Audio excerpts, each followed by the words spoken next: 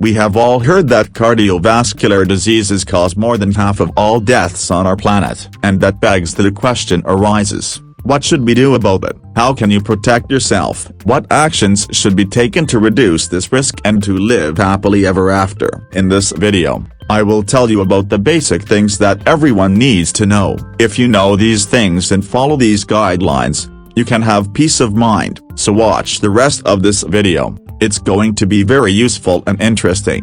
The first thing you have to understand is that there really are no simple methods. There are a lot of loud headlines on the internet saying that drink decoction of this herb and your blood vessels will be instantly cleaned. In fact, it is so easy and so simple it does not work. The health of our blood vessels is a constant long-term preventative work. It's always a comprehensive approach and you need to know the basics and follow a certain set of recommendations over a long period of time. Then it works. And if a person has developed atherosclerosis, and his blood vessels are clogged with plaques, so that the lumen of the vessel is reduced by more than 50%, then that is a matter of serious medicine, and it has to be dealt with by the appropriate specialists. Even with treatment in these cases, cholesterol plaques don't resolve or go away on their own, they remain. They just become denser and this gives an increase in the lumen of the vessel.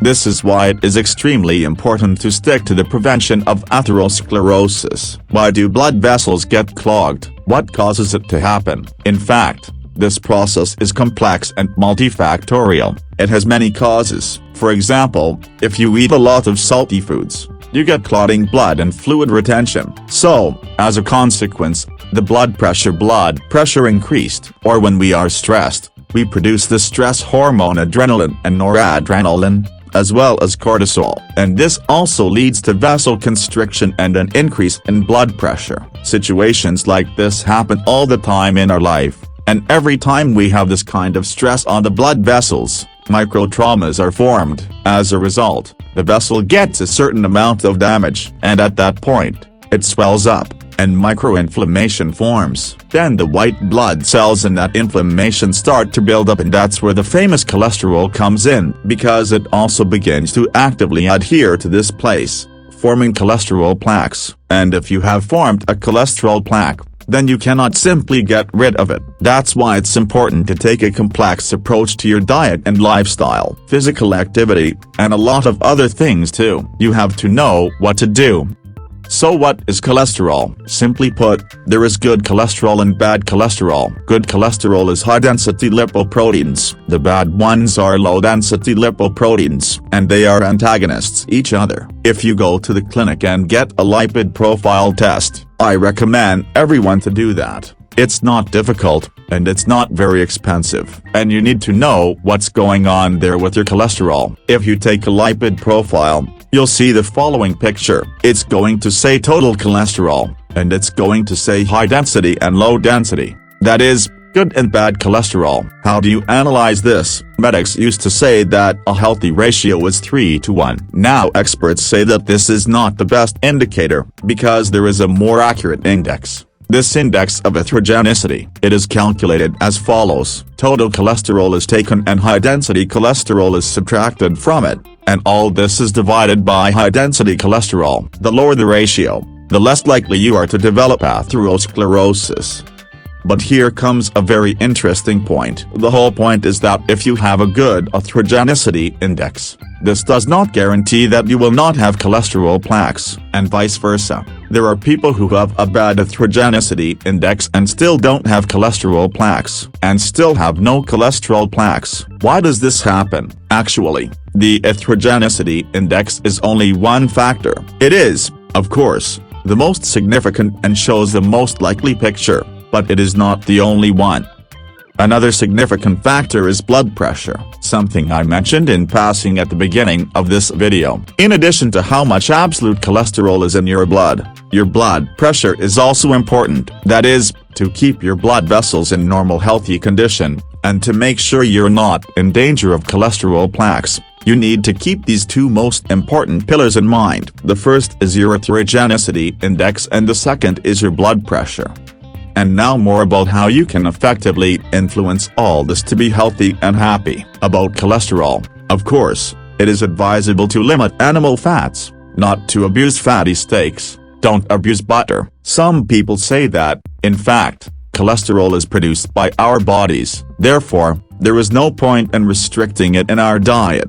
These people are not quite right, because it is scientifically proven that if you limit your cholesterol intake with food, your total cholesterol is reduced by 20 to 30%. That is, if you measure your lipid profile and you see that your total cholesterol is 25% higher than normal, then just by dieting, you will very quickly bring your total cholesterol back to normal within 1 or 2 months. I tested it on myself. Literally, 1 month of the strict diet without animal fats and my total cholesterol went down by 30%. Also, my atherogenicity index improved, too. It's working. The other thing is, you won't improve by more than 30%, so the diet has its subjective limitation.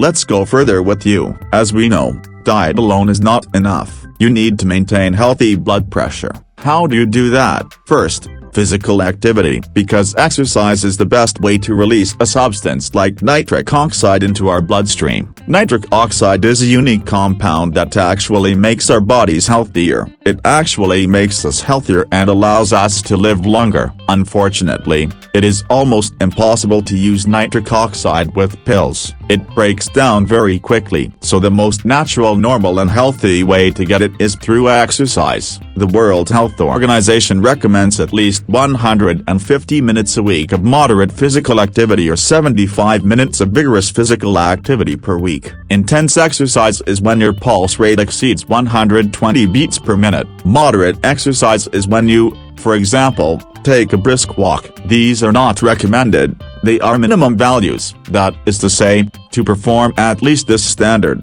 but it is better to do more if you can. Nitric oxide has an amazing effect on your body. It instantly lowers your blood pressure, dilates your blood vessels, and, as a consequence, it makes you healthier and reduces the likelihood of cholesterol plaques. Also, the formation of blood clots is very much influenced by increased salt and sugar intake. Therefore, in addition to not abusing animal fats, you should also consume up to 4 grams of salt per day and minimize sugar as much as possible. Ideally, avoid sugar altogether. Although this is not possible in our lives, but the less sugar you eat, the better.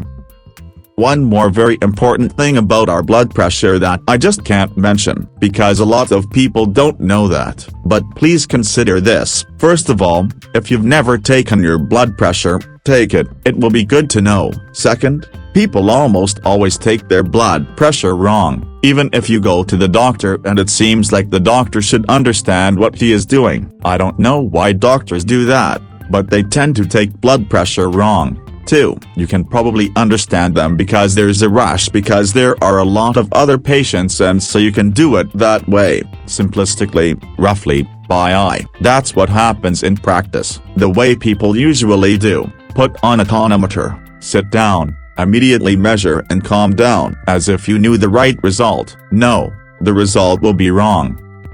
And how to measure it correctly? To get an accurate result, you measure your blood pressure in the following way. In the morning, before you get out of bed, that is, as soon as you wake up, you take the tonometer and put it on your shoulder. You measure the pressure and remember or write down the result. Then you rest for 5 minutes lying down and relaxing, not thinking about anything stressful and not really moving, and just lie there relaxing for another 5 minutes. After that, you measure for the second time and memorize the result. Then again you rest for 5 minutes and measure the third time, and only then, from these 3 you do the arithmetic average, and that will be your correct and accurate blood pressure. You can't take your blood pressure when you're sitting up, you can't take your blood pressure when you've been walking before. These will all be inaccurate results. Furthermore, I do not recommend using an electric blood pressure monitor. They give a very large error rate. You have to measure with a manual tonometer. Even when you take your blood pressure 3 times in a row under ideal conditions,